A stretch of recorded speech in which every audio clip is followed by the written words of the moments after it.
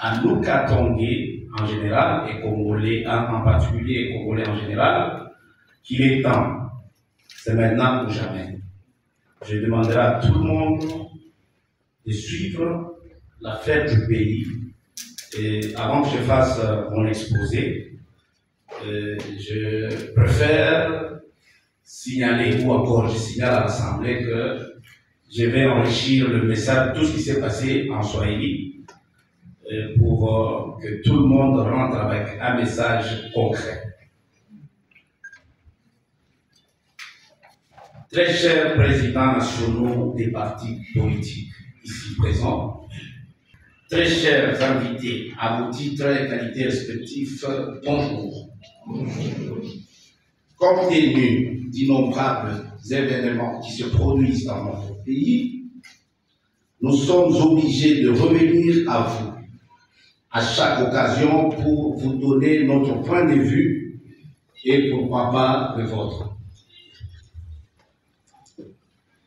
Nous devons apprendre à évaluer notre parcours en tant que patriotes congolais depuis 1960 jusqu'à nos jours.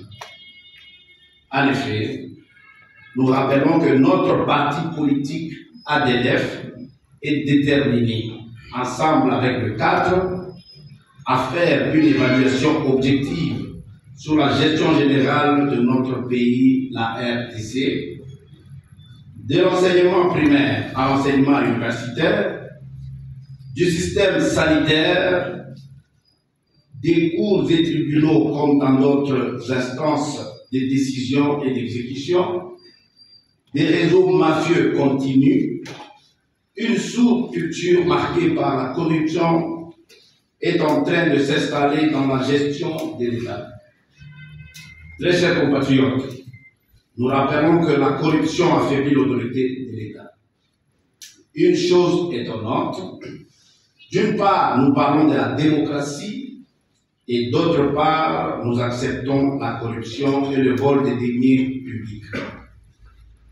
Un comportement qui pousse notre population à une méfiance croissante à l'égard des institutions publiques et ses représentants des lignes sacrées. Des enrichissements malhonnêtes au sein d'une population appauvrie, c'est-à-dire les gestionnaires de la chose publique et des hommes d'affaires malhonnêtes s'adonnent à un enrichissement injustifiable par rapport à ce qu'ils gagneraient loyalement, et ceci parce que nous avons perdu le sens de l'État. Étant conscients de notre destin et entre nos mains, parce que nos grands-pères, nos pères et nos grands frères ont hypothéqué notre avenir dans leur façon de gérer ce pays, à la dimension d'un continent et autres ressources naturelles extraordinaires qu'est la RDC, alors qu'un Congolais moyen vit avec moins de 2 $ par jour, plusieurs questions restent pendantes. La première question, qu'est-ce que l'État fait pour vous et moi? La deuxième question, que sera la vie des Congolais d'ici 5 ans, d'ici la fin du mandat de M. Tidom? Troisième question, pouvons-nous espérer que les choses vont s'améliorer? La réponse, je peux donner la réponse, c'est non.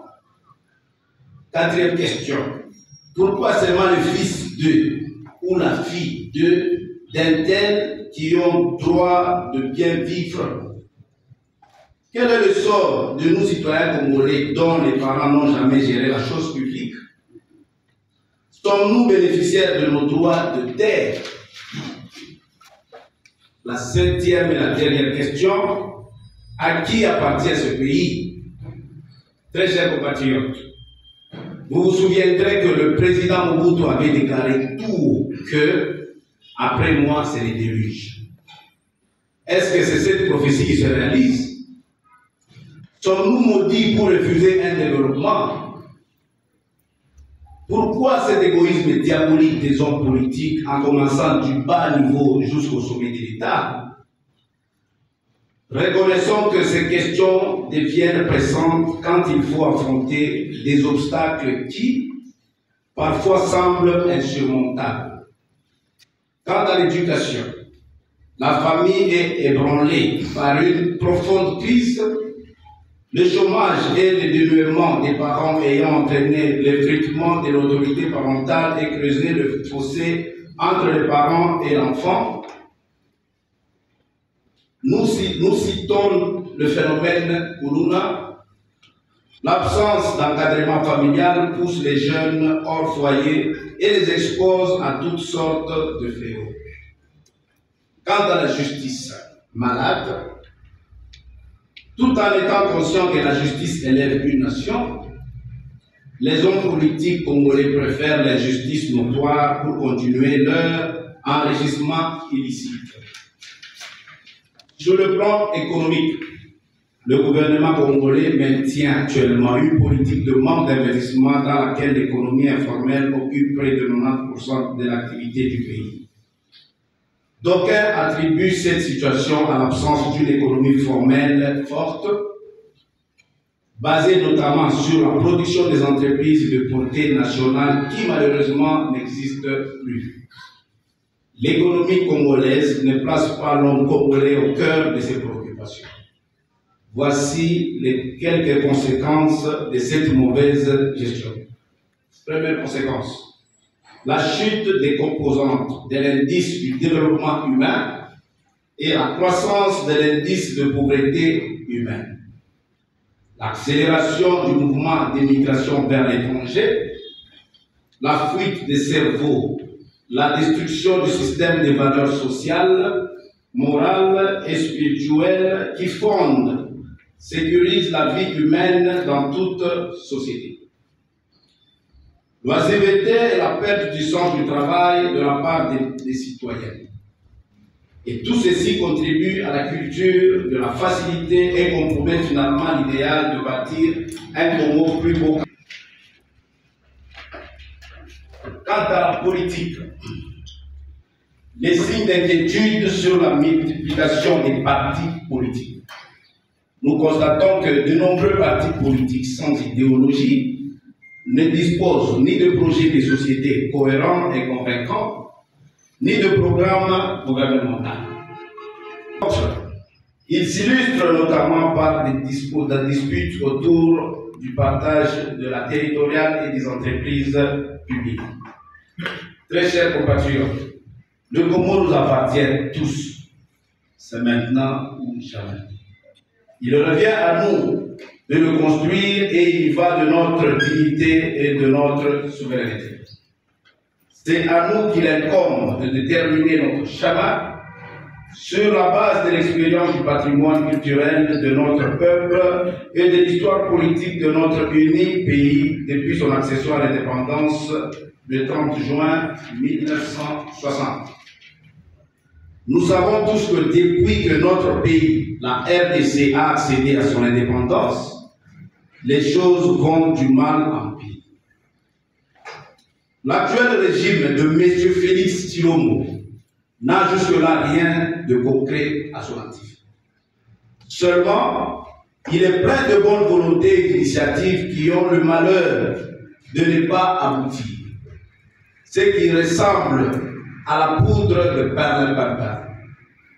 Tous les fonds décaissés pour différents projets sont détournés. Des procès folkloriques ouverts finissent en queue de poisson ou par innocenter les incriminés. Un gâchis qui ne dit pas son nom et l'homme semble gérer le pays par essai et erreur ou mieux en tâtonnant comme un jeune stagiaire.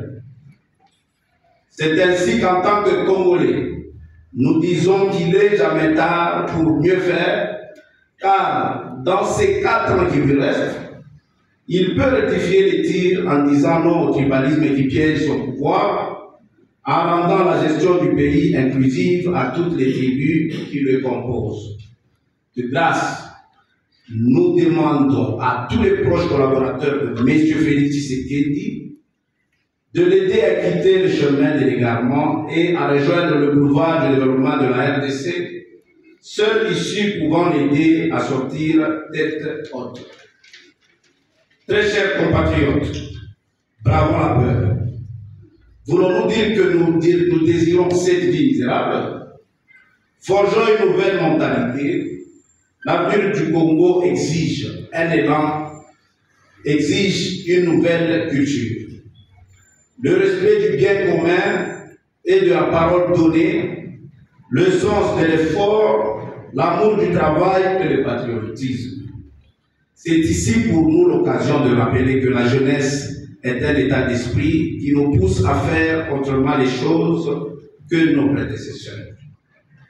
Et tout celui qui est capable et prêt à se comporter selon cet état d'esprit, qui privilégie l'intérêt de tous à la place des antivaleurs, est considéré comme un jeune. Nous déplorons ici le manque de patriotisme qui caractérise l'homme congolais, qui est prêt à vendre son pays au profit de ses intérêts. Très chers compatriotes, menons un combat qui soit loyal et plein d'innovation pour le bien-être de notre population. Que Dieu bénisse le Congo. Je vous remercie.